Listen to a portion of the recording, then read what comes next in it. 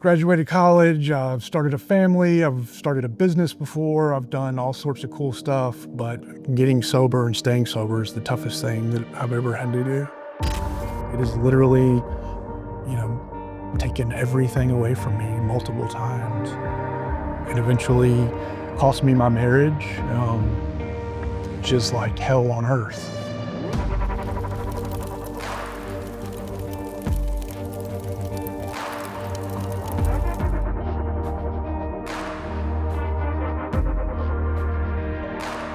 I came to St. Chris a little over a year ago to seek treatment for drug addiction. I was an opiate addict. The first seeds of my addiction were probably planted back in high school. Played football and baseball, and we were always getting hurt, and they were always prescribing us opiates. My first pills came from doctors. It started with stuff from the pharmaceutical industry, and it ended with, eventually fentanyl addiction, which is the only thing you could really get nowadays. Fentanyl came around, and all of a sudden what some people were doing recreationally, all of a sudden my friends were dying.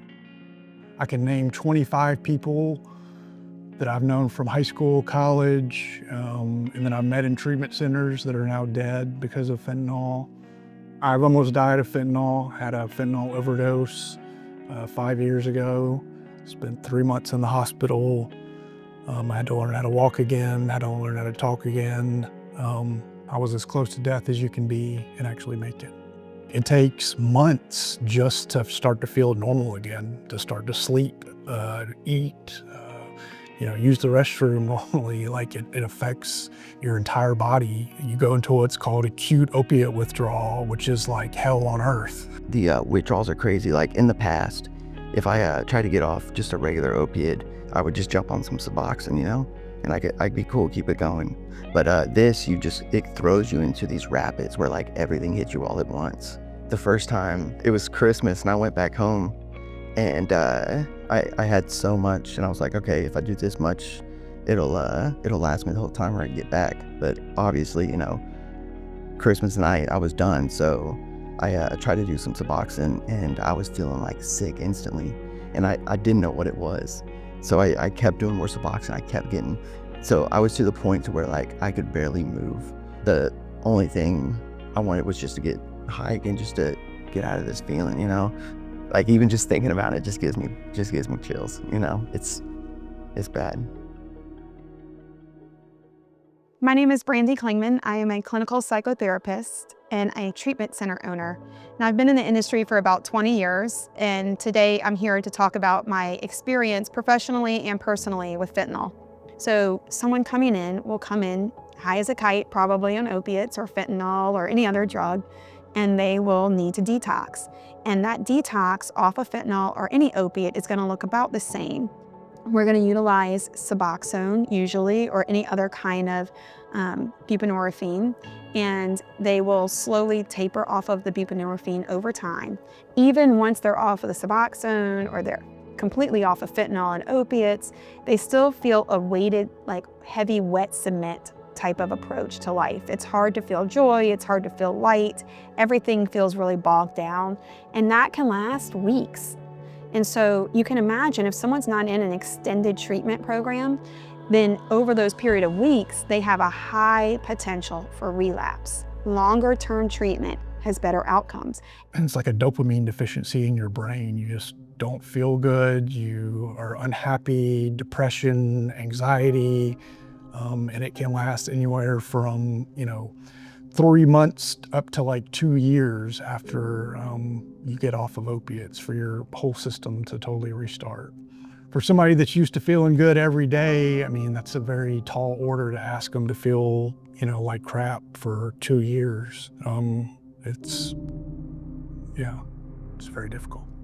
It's not an easy road, You got to work on yourself, and you got to look at yourself, which I hate doing, I would do drugs to clear my anxiety or depression or something like that.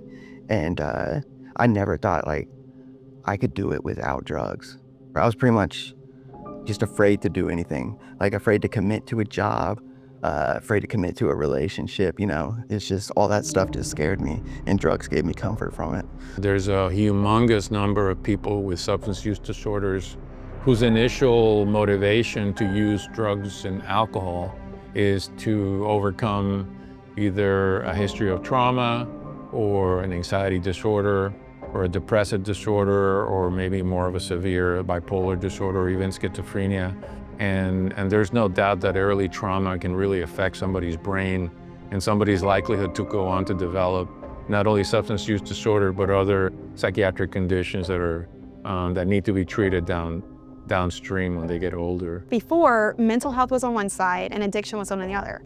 And it was that way through the Department of Health and hospitals too. And so what I thought was it was important to create a dual diagnosis approach. And so I started a little IOP program coming 3 nights a week for men and women who are in addiction. And we really treated them from a comprehensive approach. Mental health treatment was there, psychiatric evaluations, medications for depression and anxiety, treatment for personality disorders, a holistic approach to that. And we saw positive results. It was really, really cool to see. So this is the communal setting that the guys live in. The houses have 6 to 8 people. And the way the program is set up, it's kind of like a brotherhood where there's different phases of the program, creating like a hierarchical structure. And the guys who have been here longer, they get like more privileges and more, but with that becomes more responsibilities. So it builds like kind of a nice like older brother, younger brother dynamic and trust building in the community. I honestly believe now that you can't do it alone, you know? You need like a brotherhood. You need help, you know? You get this bond when you're together, being vulnerable with each other, opening up, you know? Like a closest I've never had before. So that helps out a lot. And getting towards the end, like I didn't want to leave, you know? I was having a great time, you know? If I had to be willing to admit that I was defeated and I did not know what I was doing, and to come into a place that was, you know, qualified to help me, you know, I don't think I could have done it any other way. So this is our wellness center, and we think this is of critical importance to our guys. We notice that guys who participate in wellness and who are active in wellness tend to have better outcomes. So in the very beginning, we're doing an assessment for physical wellness. We're measuring grip strength, we're measuring weight, height, involvement in physical activity, body dysmorphia, any kind of eating issues. And we're starting from the very beginning, day one, to come up with a wellness plan for them. So that all happens in this building.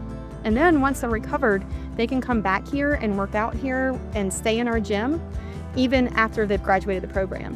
What we're looking for at St. Christopher's is gym participation. That's one of our best metrics to judge successful treatment outcomes, but then also gaining 3 pounds within the first month. That's usually a good bar to hit. Family is usually the first that suffer because of a person's addiction. So it is a family disease, and part of the way we do treatment is we incorporate and we include the family because recovery is also a family thing that you have to get everybody involved in the process. So it's a very, very important component of treatment and recovery. Coming here, when we would do like a family session or something, it would, like, I'd even know like how much it was like tearing them apart, you know? Just trying to help me, you know? That crushed me. My sister didn't want me even around her kids, which made sense, you know? I was a mess. But now they're like, where's Uncle Ryan? You know? They're FaceTiming me all the time. It's like it chokes me up even just thinking about it, you know? It's pretty cool. You know, my biggest advocate in this has been my mom and my dad. My dad died a couple of months ago, and he was my biggest supporter. You know, he was the one who got me into St. Chris for the last time. He was, you know, and everybody's like, how in the world did you stay sober through all that? And it was kind of like, in his honor, I wanted to stay sober.